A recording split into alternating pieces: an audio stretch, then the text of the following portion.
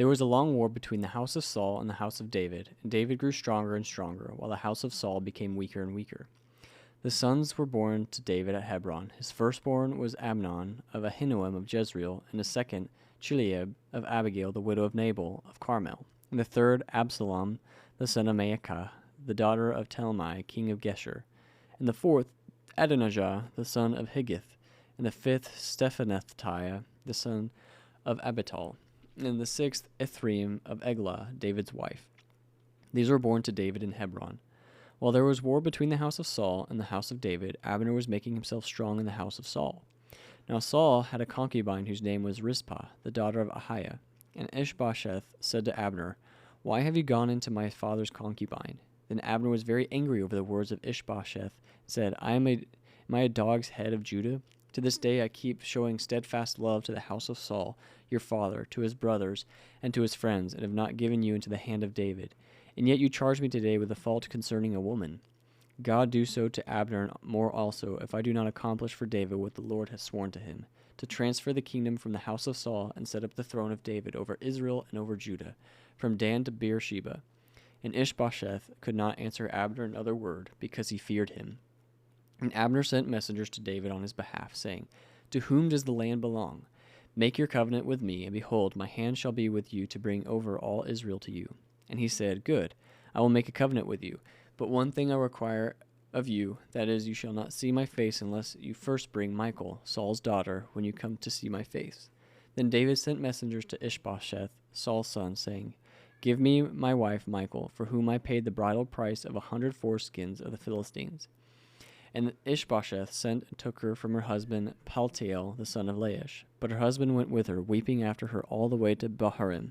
Then Abner said to him, Go, return. And he returned. And Abner conferred with the elders of Israel, saying, For some time past you have been seeking David as king over you.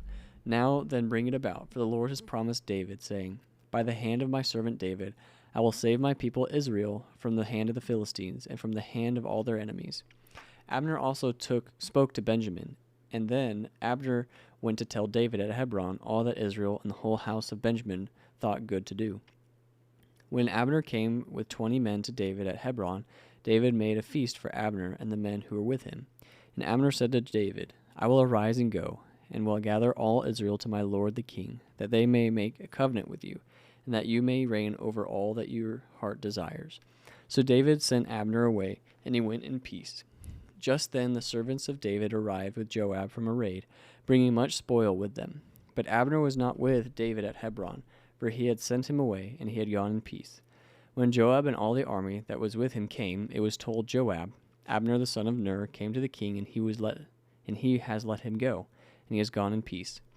Then Joab went to the king and said, What have you done? Behold, Abner came to you. Why is it that you have sent him away, so that he is gone?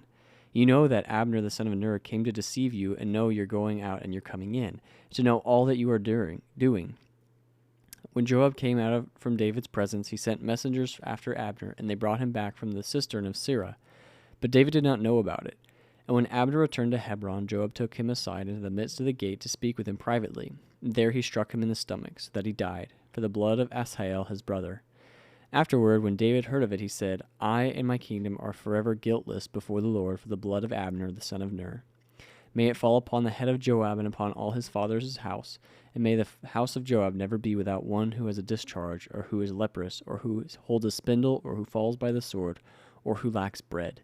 So Joab and Abishai his brother killed Abner, because he had put their brother Asahel to death in the battle at Gibeon.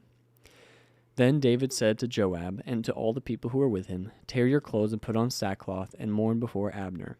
And King David followed the bier. They buried Abner at Hebron, and the king lifted up his voice and wept at the grave of Abner. And all the people wept. And the king lamented for Abner, saying, Should Abner die as a fool dies? Your hands were not bound, your feet were not fettered. As one who falls before the wicked you have fallen. And the people wept again over him. Then all the people came to persuade David to eat bread while it was yet day. But David swore, saying, God do so to me and more also, if I taste bread or anything else till the sun goes down.